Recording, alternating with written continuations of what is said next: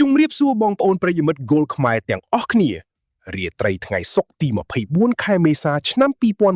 2026វេលាម៉ោង 1:45 រំលងអធ្រាត្រនេះកីឡាដ្ឋាន Stadio Diego Armando Maradona នឹងត្រូវទទួលកម្ដៅនៃជំនួបដ៏សំខាន់ប្រចាំសប្តាហ៍ទី34ម្ចាស់ផ្ទះណាប៉ូលីត្រូវបើកទ្វារទទួលស្វាគមន៍ក្រុមបាតតារាង Cremonese ម្ខាងចង់បានកៅអី Champions League ឯម្ខាងទៀតចង់រស់គេចពីតំបន់កាត់ចោលតើអ្នកណានឹងសម្រេចគោលដៅតោះទៅតាមដានជាមួយ Admin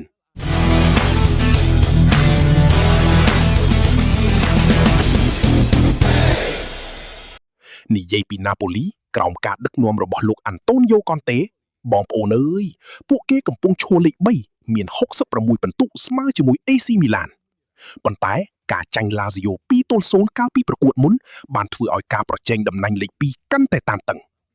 យប់នេះណាប៉ូលីជួបវិបត្តិអវត្តមានសសរទ្រូងសំខាន់ដល់ទៅ3រូបគឺប្រធានក្រុម Di Lorenzo មេការពារ Amir Rahmani និង David Neres ដោយសាររបួសយ៉ាងណាក៏ដោយក្តីសង្ឃឹមរបស់ពួកគេគឺស្ថិតលើភាពច្នៃប្រឌិតរបស់ Kvaratskhelia ដើម្បីទម្លុះសំណាញ់ទីភ្ញៀវងាកមកមើលក្រុមភ្ញៀវ Cremonese របស់លោក Marco Giampaolo វិញម្ដងស្ថានភាពគឺដង្ហើមចុងកនៅលេខរៀងទី17មាន28ពិន្ទុស្មើក្រុមតំបន់កាត់ចោលទម្រង់លេងក្នុងឆ្នាំ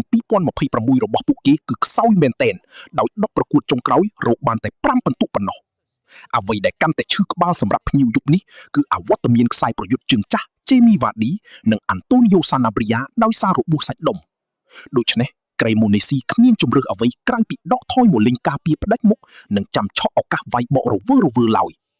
ផ្ដល់ទម្រួយបាល់យប់នេះគ្រាប់បាល់តិច under 3គ្រាប់កុំភ្លេចចុច like និង share ដើម្បីគាំទ្រ Goal ខ្មែរផងណាជូនពរបងប្អូនហេងទាំងអស់គ្នា